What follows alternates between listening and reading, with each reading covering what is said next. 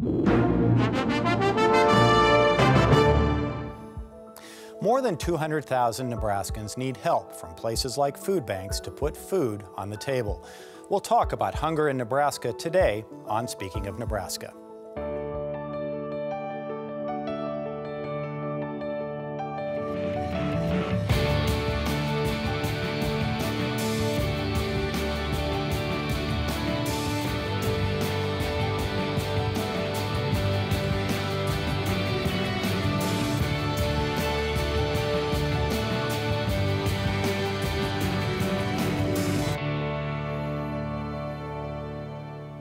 Welcome to Speaking of Nebraska. I'm Mike Tobias. Each week through early June, we're here to talk about issues facing our state.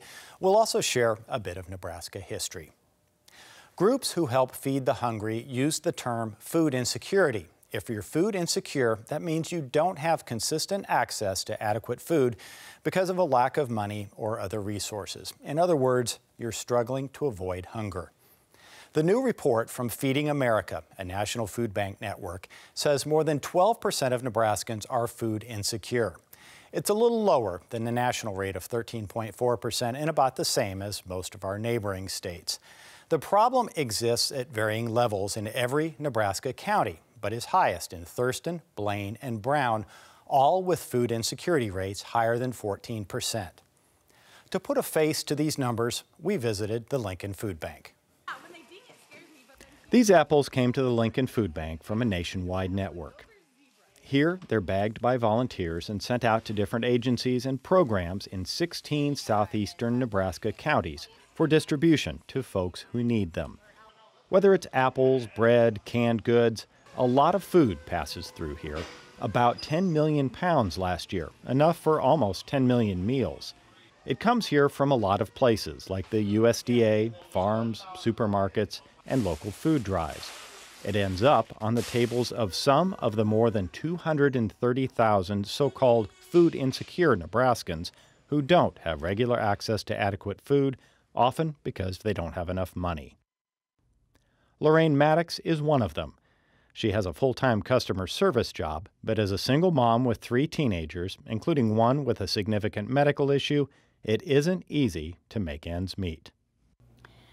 I definitely have weeks when I'm writing that budget that I think, okay, where is it going to stretch this week and where am I going to go to get the fillers?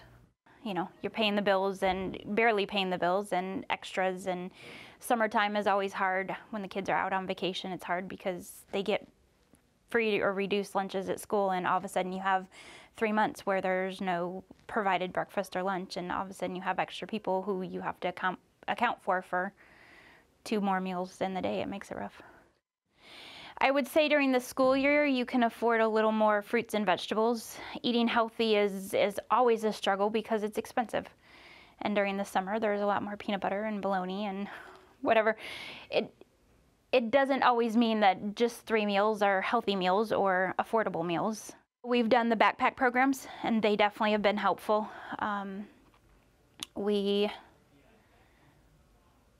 We've gone, I think, to a couple of the church pantries, and we've done that. Their dad steps up often, so I don't have to as much as I know some families do. I have friends who definitely struggle way worse, and it's definitely a daily part or a weekly part of their routine is needing to go. And I'm grateful that there's those programs and that they're there when you need them. Joining us now to talk more about this are Food Bank of Lincoln Executive Director Scott Young and Ryan Bailey, who's from Blue Valley Community Action in Fairbury, both folks who in different ways are involved in feeding the hungry in Nebraska. The food bank, as we saw in the piece that led into this, as a place that brings in food and then distributes it to places like Blue Valley. So yes, thank you for talking to us today. Bet, Mike. Thank you. So I want to start out and talk about who the people are that fall into this food insecure category. And we heard Lorraine's story going in, and that's an interesting story because it's probably not the sort of person that your average Nebraskan would say, oh, that's somebody who deals with hunger issues. One thing we didn't note in that piece is that she's at this level that doesn't qualify for really any federal aid except for a little bit because she has a child with some significant medical issues. And that's about 40% of Nebraskans. food stamp program is one that would be helpful to Lorain, except it's based on the poverty level set and designed back in the 1960s during the Lyndon Baines Johnson administration. And it really hasn't moved, but a lot of other things have moved since then. So the poverty level is very low based on what the federal and state guidelines are, but it's still used, and so people have that cliff effect where if they make just a little bit too much money, they lose all their benefits. And Lorain is a good example of that, but she's growing in her position and has some stability in her life now thanks to a number of things that have come together for her, but it's still a continuous struggle. Yeah, when you see food insecure in the Fairbury area and the counties that you serve, what does it look like, and who are some of the people you work with? It looks a lot like Lorain. It's surprising that in the recent past, it has changed a lot. Many people are literally one paycheck away from complete disaster. So if you have somebody who breaks a leg and doesn't have insurance and is off work for 6 weeks, there's that missing income for 6 weeks and then another couple weeks after that by the time they get back. And so what we see are folks who are genuinely working hard, working overtime, who do not have enough money to pay the rent at the end of the month or buy food for their kids. And we see people coming in all the time with that choice to make is, do we pay? Do we keep the lights on? Do we pay the rent? Or do we feed our children? And we don't want that to happen. We want to fill that gap. And so when people come in and ask for food, that's usually what we're doing. Most of the people we serve are working Nebraskans who are just struggling to get by. Talk about the number of people you serve. It varies. We have a 9-county service area, so between our food pantries and the Feeding America food and the food that we get from the food bank, like extra produce and things like that, during a typical year, it's usually around 3,000 individual households. Now, some of those households come every week, some of them once a month, so that's the unduplicated number, but the amount of folks that we see, that's typically around that 3,000 mark. And for the larger number of counties, I believe 16 yes. that the Food Bank of Lincoln serves, you deal with how many people?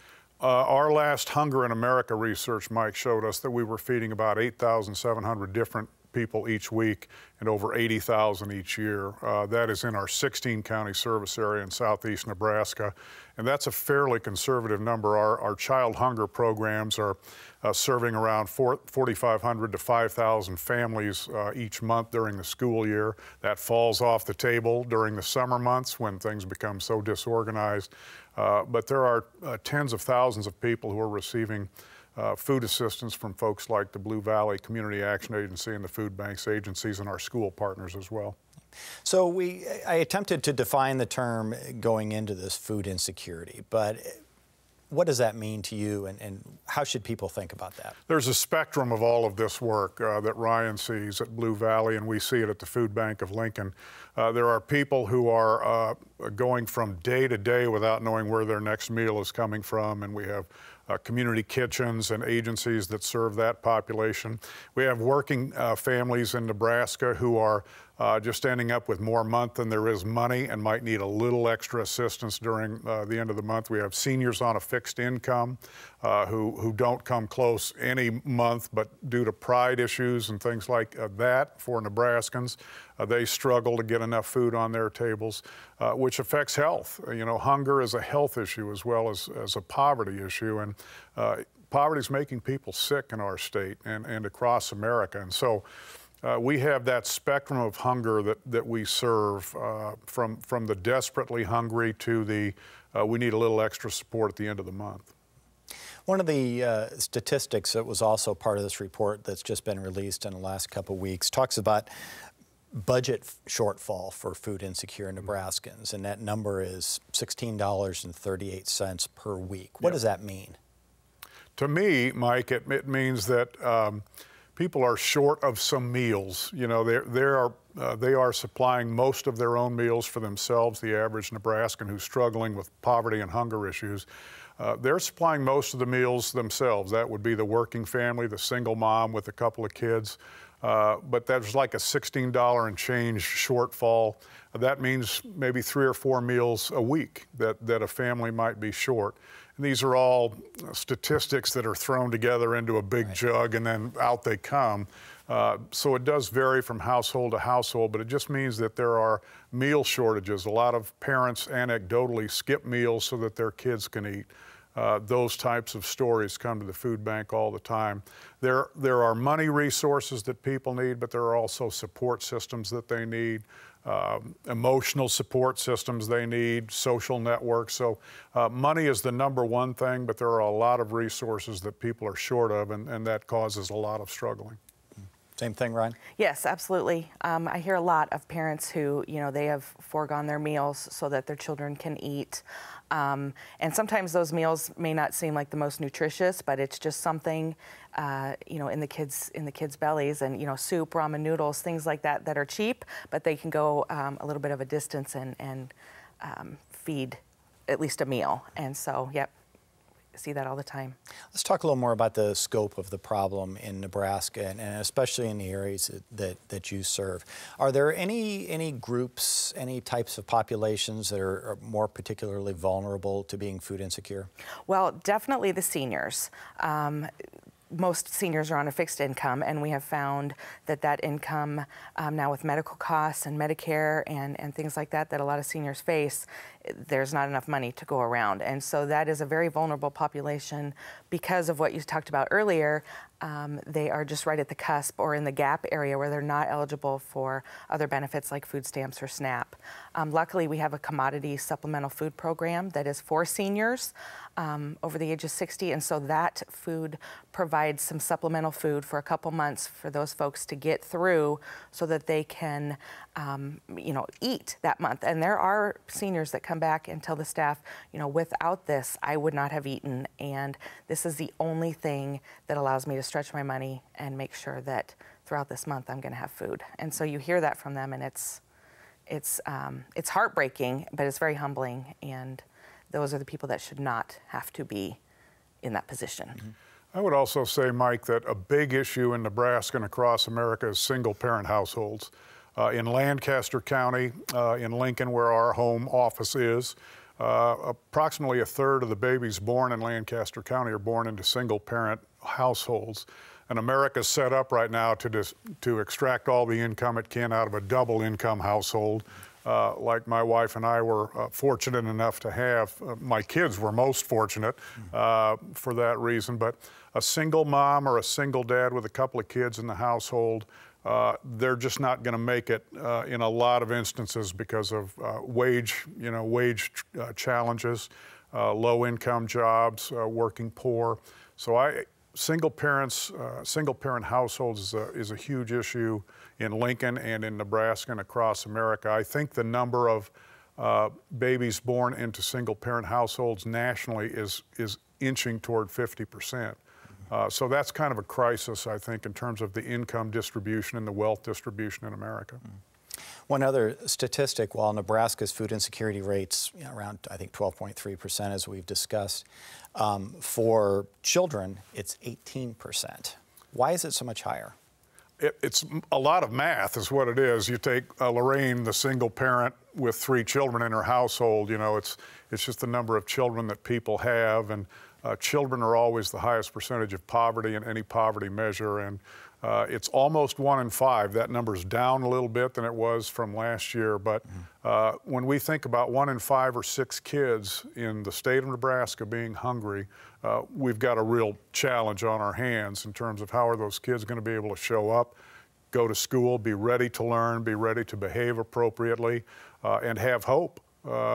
Kids that are struggling with poverty issues are also struggling with a lack of hope, I would say. And Michelle Obama said in one of her farewell addresses about hope inspiring hard work. And that's why a lot of people are able to work hard, because of the hope they have.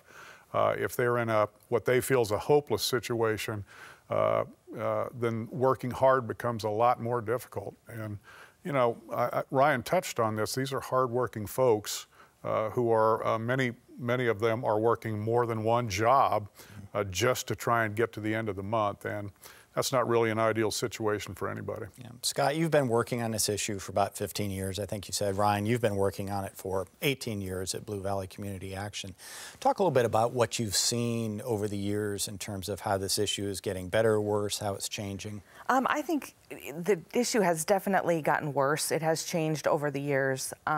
It's just amazing to me how the economy has really affected us. It seemed like it affected us later, the downturn in economy that the rest of the nation saw several years ago. It came to us later in the rural areas, it felt like. And so what we're seeing is more people who are working who previously could pay their bills, could pay for their insurance. With all the insurance changes, that really put a lot of families at a disadvantage. And so they could pay their bills. They might just been squeaking by, but they could do it. And now with the changes, perhaps their hours got cut, or they got laid off, or they're still working the same job, but their insurance cost premiums doubled each month. You know, we're seeing people who are putting forth the effort, who are doing everything right, everything they're supposed to be doing, and just not being able to make ends meet. And I see just so much more of that than I did. And it's not surprising that you would see peaks and valleys Yes. based on economic changes. And, Yes. and also, you know, right now we're seeing a valley in terms of farm income. Yep. And Yep. you're probably seeing some impact of that. We are, Mike, and this is a weird anecdote, but when I started at the food bank, we had a lot of posters up that said 1 in 10 children are struggling with hunger, and now it's 1 in 5 or 6. And a lot of that has to do with increased gap between what the CEO is making at a company and what the laborer is making. Wages have been stagnant or worse for the past 10, 15, or 20 years, while the cost of everything is going up, including CEO pay. So I think this income inequality issue, which a lot of people are talking about, but it's a difficult thing to tackle. The income inequality thing has really spiked during this century, since 2001 when I started at the food bank. And as long as that continues to be the case, as we think about various budget cuts that we're hearing about that are going to impact the poor in pretty profound ways, the more people are going to struggle. Well, one of those that we were going to talk about is and this is very preliminary in terms of the federal budget and what's being proposed. Obviously, it hasn't gone through Congress yet, but there is a proposal out there that would heavily cut programs, you know, the Supplemental Nutrition Assistance Program, which provides food stamps that could potentially be cut by $193 billion over a 10-year period. Talk a little bit about, as you see that, what kind of impact that would have. Well, it's going to make a huge impact. People who, like I've been saying, have just been getting by with the help of these supplemental programs are going to be out. They're not going to have these resources to fall back on. And with the budget the way that it is now, if it goes through, our community action budget has been zeroed out. Our community service block grant has been zeroed out. Now, that is our core funding, and I'm not sure what will happen. But if we don't have that, then I don't know how our community action agencies will survive. And we have an office in every county, as do most community action agencies, and we are the frontline staff. We see the people as they come in, and we assess their needs, the food, rent, utilities, weatherization, things that they need, emergency, and right now, and without the budget to do it, I think a lot of folks are going to be at a great disadvantage, especially in the rural areas where oftentimes we are the only game in town. It is our agency. Mm-hmm. And that is it. So I am concerned. It will make a big impact. That'll be a crisis for the food bank if Blue Valley Community Action and all of our agencies, mm-hmm. particularly in the rural communities, are hurt by budget cuts. That'll damage our ability to distribute food to low-income people. I read an article this morning that said 174,000 Nebraskans might be affected by those SNAP cuts, for example. Mm-hmm.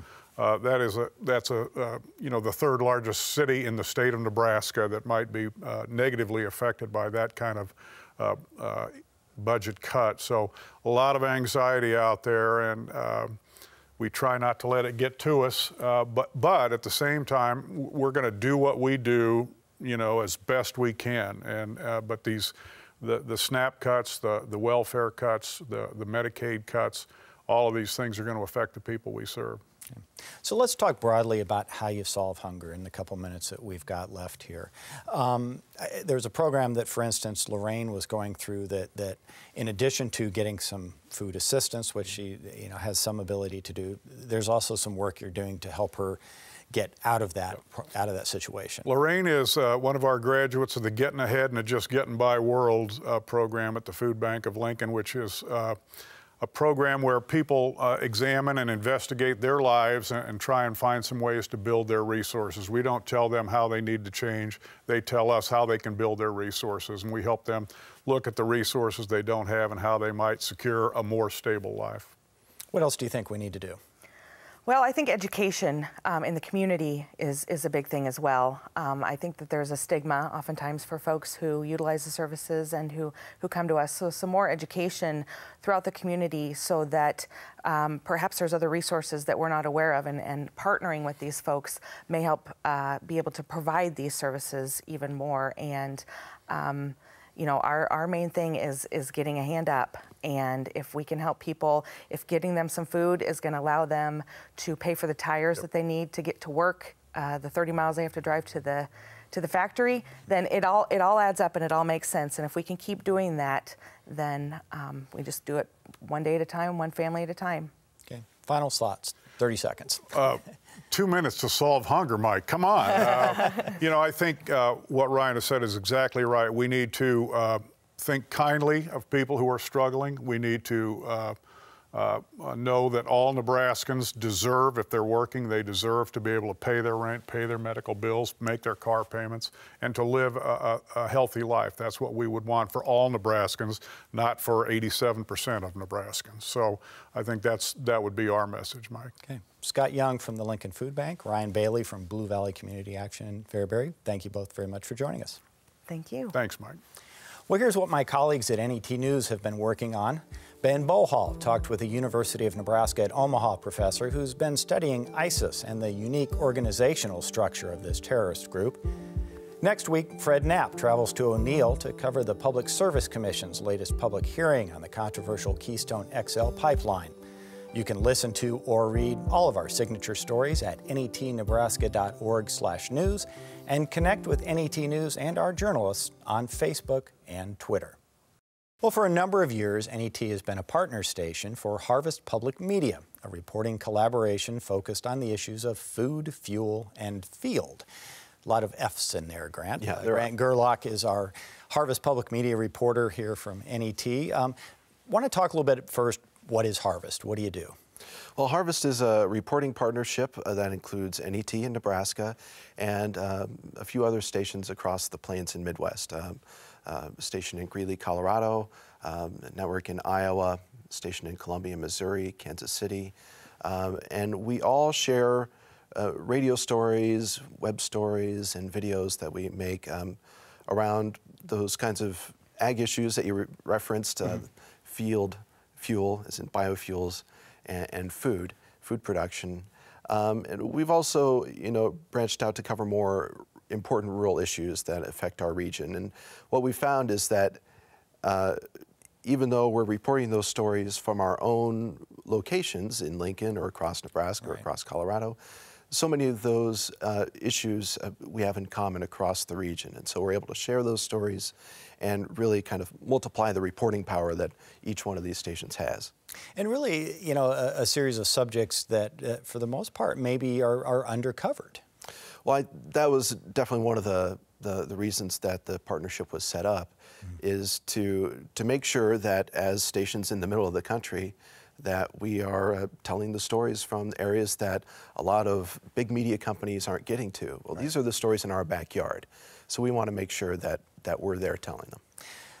Been doing some really good work lately on federal policy and ag policy and different things that are being proposed. One story that you just have had on in the last week dealt with some changes at the USDA in terms of rural programs. Talk about that. Well, the USDA does a lot of work, obviously, on food policy, food stamps, as we were hearing about, farm programs that farmers deal with. They also do a lot of work directly in rural communities, helping from everything from building community centers to starting small businesses. And most of those types of programs that are in rural communities are within the Office of Rural Development. And as part of almost an agency-wide shakeup, the U.S. Department of Agriculture is changing where that department lives within the USDA. And it's a little bit of a bureaucratic switcheroo, but it could end up having a big impact on the ground. So they're getting rid of the person in charge of that Office of Rural Development, which is called an undersecretary at the USDA. And they're putting that within the Ag Secretary's office, and the person in charge of it will report directly to the Ag Secretary. The reason that could be important is because those departments that have an undersecretary are in the room when big decisions are made about how money is going to be spent at USDA, you know, what's going to be on the top of the agenda for how they work in rural areas. And so agencies in Nebraska and across the Midwest who work a lot on those rural development issues are concerned that there will be less attention paid to those small towns that count on the loans and the grants that help rebuild rural infrastructure and make investments in those small communities. More than just a title change and a structural change, that there's some concern about the impact of this. Yeah, you know, and the Ag Secretary, he's new there, Sonny Perdue, he was former governor of Georgia, says that the person in charge of rural development will be right outside his office, can come in any time and pitch ideas, but he's a guy with a lot on his plate. Right. And so that's the question moving forward. He says, judge me by the results. Well, that'll be what we'll be watching, what a lot of those organizations will be watching is, what are the results? Are they still doing the work in rural areas, or are they getting left behind? And a reason that is important in rural areas is not just because they need that assistance, but you know, President Donald Trump got a lot of support from those rural areas. He's the reason Sonny Perdue is in that job. And one thing that rural voters often said was that we feel like we're left behind by the federal government, that urban areas recovered from the economic recession faster than we did, and we're falling behind. Yeah. And we need more help catching up. We'll see if that help will be there or not. Okay, a few seconds left. I know you've been doing a lot of work on trade agreements. There's some other things. 2 stories that you're working on this summer. 2 stories. Okay, we're going to be closely watching what happens with trade agreements like NAFTA. The farmers are very interested to see where the administration moves forward on that. And I'll also be watching and looking more at the economic issues in rural areas, how farmers are being affected in small towns. Okay, Grant, thanks a lot. You can check out all the stories from Grant and the other Harvest Public Media journalists at harvestpublicmedia.org. Well, fossils connect Nebraska geographically, but also to our past. A look at our state's rich fossil history in this Nebraska 150 moment.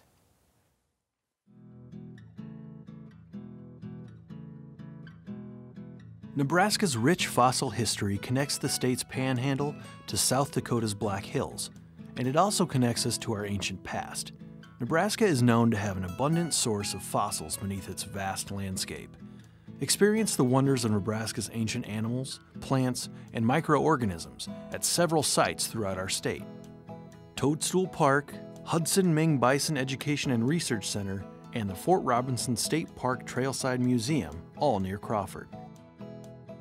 Agate Fossil Beds National Monument near Harrison, and the Scottsbluff National Monument and Wildcat Hills State Recreation Area near Scottsbluff, Gary. Well, that's all for this edition of Speaking of Nebraska. Next week, we'll talk about the University of Nebraska with President Hank Bounds. Thanks for joining us. Good night.